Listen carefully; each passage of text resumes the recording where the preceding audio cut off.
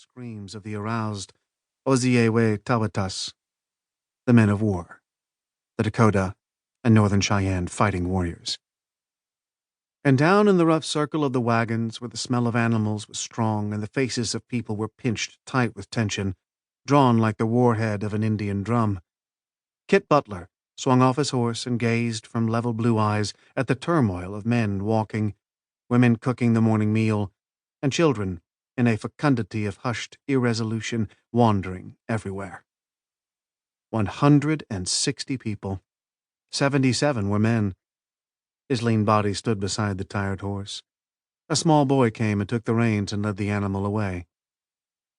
He stood so still that Lige Turner, poking at a sickly fire, stopped what he was doing to look at him. But for the low breeze that rippled Kit's blond hair, he would have looked like a carving. His slimness, with its aura of indefatigable strength, was projected vividly against the massiveness of the old, scarred wagons. His waist was circled by a brass-studded cartridge belt, from which carelessly hung a Colt dragoon pistol. He held a carbine, butt down, with his right hand, showing the easy familiarity of a man who had never been out of reach of guns. His face was deeply etched from experiences blasted out of a stark existence, and yet he wasn't more than 25 or 30 years of age. His chest was broad and deep, his belly ribbed with tawny muscle, and something about him set him apart from the drabness of the people who had hired him and Lige to pilot them across the Indian country.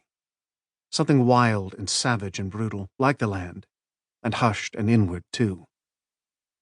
Lige, who had seen the expression many times, watched the play of brooding gravity over the sharply chiseled, bronzed face. It was like a far-off storm first appearing over the rim of the horizon, spreading lowering shadows threateningly downward over the lower portion of Kit's face. He sighed and poked glumly at the snapping little flames of a breakfast fire. He recalled their rough existence back at Independence on the Missouri with a mountain man's nostalgia. Those were the days when men stood on their own feet or were carried out by them. The fur trade was gone, thanks to Europe's importation of new styles based on silk and chintz and whatnot. The trappers were scattered, or piloting people like these, emigrants with long beards, subdued homespun clothing, and unwieldy, inaccurate guns. Many a night he and Kit Butler had squatted at an Indian powwow and gorged on half-cooked buffalo hump, had joined in the violent and unrestrained dancing, had drunk the Dakotas and Arapahoes, the Rees and Cheyennes and Shoshones under the table, then laid down among them and slept like babes. Not any more. A few whites of mountain man caliber had been all right, even welcomed among them. This was different. These psalm-singing emigrants who came now killed game without need, fired forests to clear paths for their wagons, and burned off prairie grass to make it hard for Indian horses to graze near the trails. Times had changed. Shaking his head, Lige looked around again and called softly, "Kit, come eat." He watched the scout move toward him and sighed again. Kit used the same long, springing stride, as though he still wore moccasins instead of the foot-killing cowhide boots. The same blunt jaw set, like the prow of a ship, jutted out to meet life head-on. "Well, what did you find?" Kit dropped down and folded his legs. He gazed into the fire with his sharp look and shrugged. "What you'd expect, I reckon." "Injuns?" "Indian sign. Dakotas.